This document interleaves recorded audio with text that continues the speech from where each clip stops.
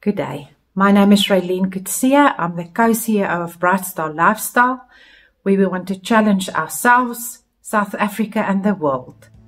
Don't survive, thrive. For 13 years we've been busy with programs all over, and we've discovered in our own lives, but also with the people that we journey with, that if you can change your mindset into a positive one, you can change the quality of your living, which we all want to do. Today I'm going to explore two topics with you, the one being toxic positivity and the other a growth and a fixed mindset. Maybe you've heard of toxic positivity. It's basically a term for being happy no matter what and encouraging everybody around you to also stay positive no matter what. You can be sad. You can be angry, anxious, overwhelmed, unsure, and still be positive. This new term started, or they think it started with the whole social media living their good life phenomenon, where you only put on the food that really looks nice. You only put the photos where you're smiling and looking good.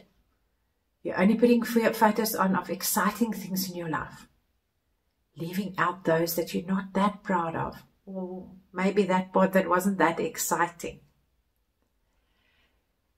In my own life, I've experienced toxic positivity in a different way. Maybe you can relate to this. When our little girl was small, she had a huge heart defect, and it took a lot to look after her.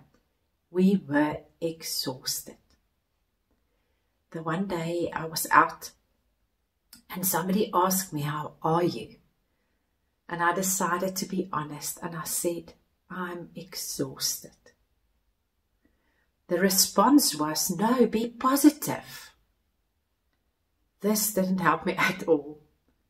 In fact, it was hurtful, as if I wasn't making it. And I wasn't being negative. I was just being honest. There's a number of ways to spot toxic positivity. And you might be surprised that you might do it as well. So please don't now think about people that you know. Think about yourself. Think how many times you might have been toxic positive, not really helping yourself or others. The first way is minimalizing, where you're making something smaller than what it really is, reducing something in its importance. Something like I just need to think happy thoughts, or just think happy thoughts.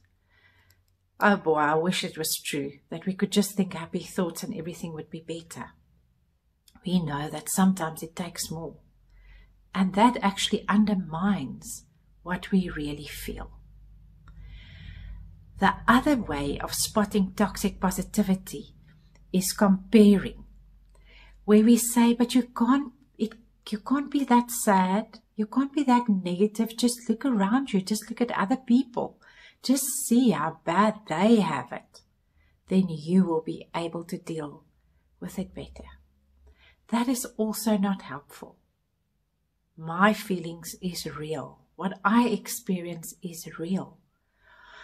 We can't start putting suffering or negativity or something that's difficult for us on a scale, saying, you here on the scale, so you can't be that sad or frustrated or angry or overwhelmed. No, acknowledge what you're experiencing. The third one is when you discover that you're hiding your feelings, that you can't really say what you're feeling, pretending that it's not that bad. That's also toxic and not helpful. And it's okay to feel down or a little bit depressed on some part of your life, although the rest of your life is good. Just acknowledge what is really going on. Then you can deal with it in a positive way. So how do we avoid toxic positivity? Sometimes we're in conversation with somebody that's really that toxic positivity. Try and avoid it. If you can't avoid it, just don't take it in.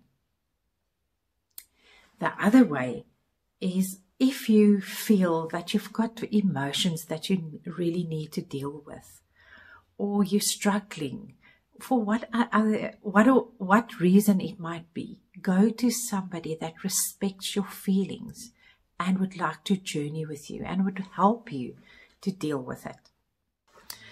You can pause the video now and take a moment to discuss. When is it the most difficult to be honest about my emotions? How would we be able to help each other to be honest and positive? Then look at the slide. Take a moment and decide which possible responses can you use that could avoid toxic positivity. All of our programs and workshops at Bright Star Lifestyle starts with a conversation of your thoughts, because it's so important for so many aspects of your life. If we say we want to live with a real positive mindset, we also have to focus on that and develop it.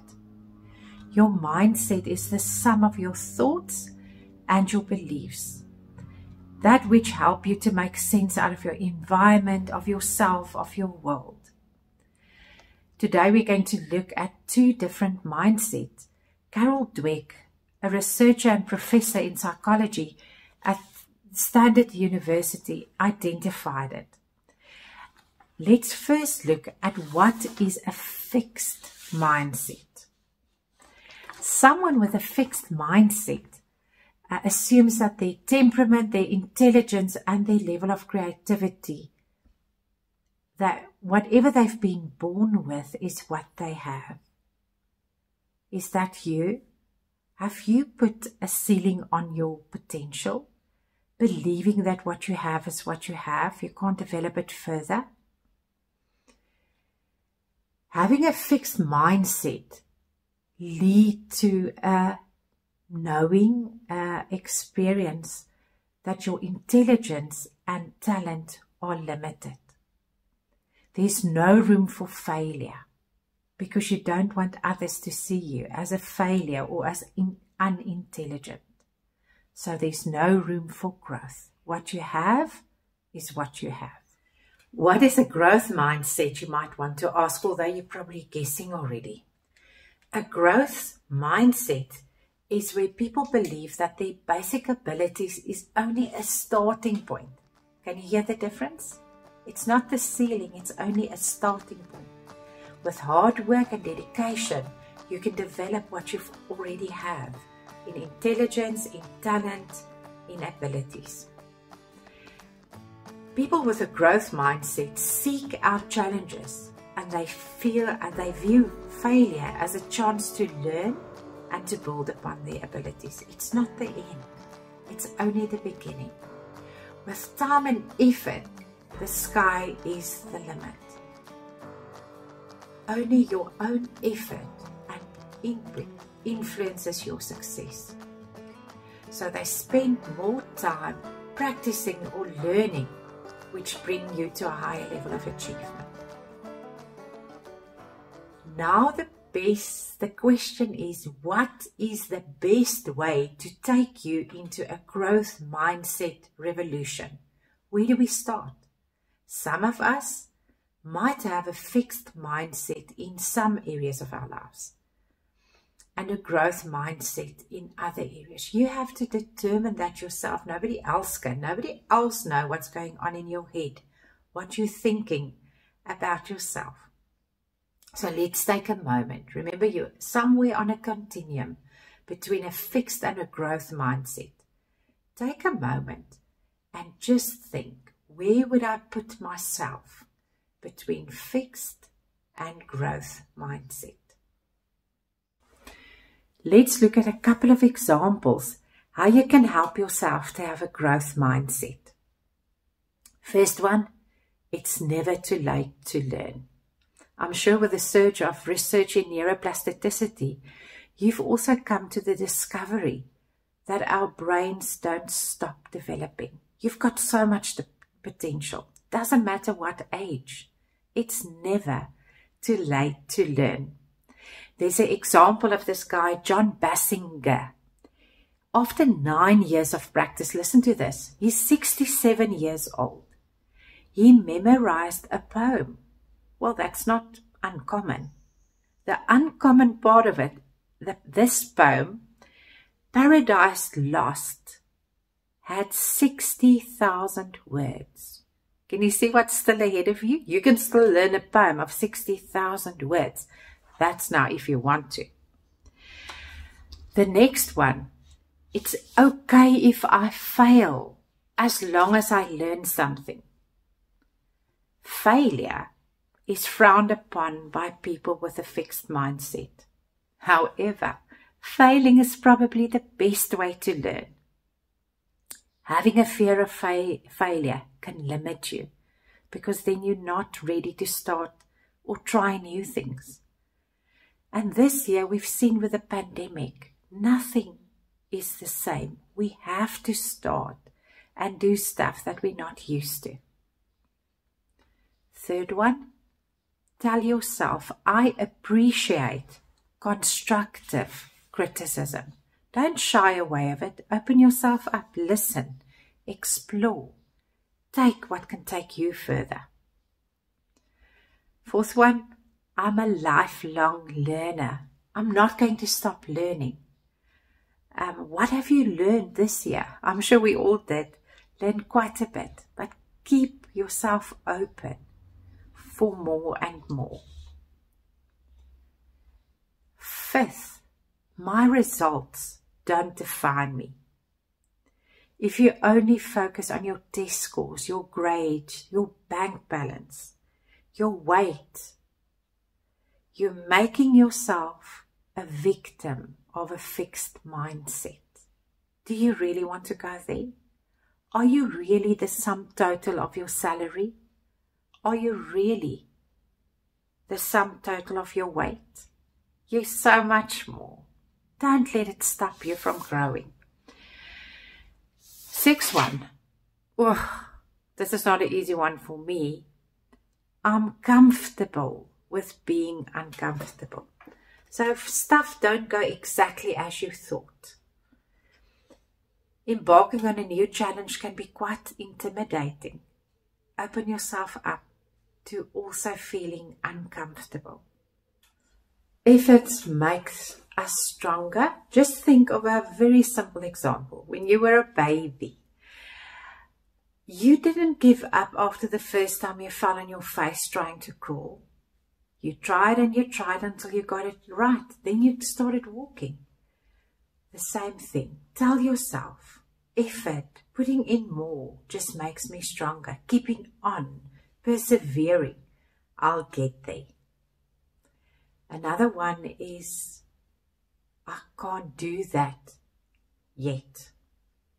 The people that does our website, if we ask them if they can do something, we ask them to change something on the website or whatever, the answer sometimes comes, we can't do that yet.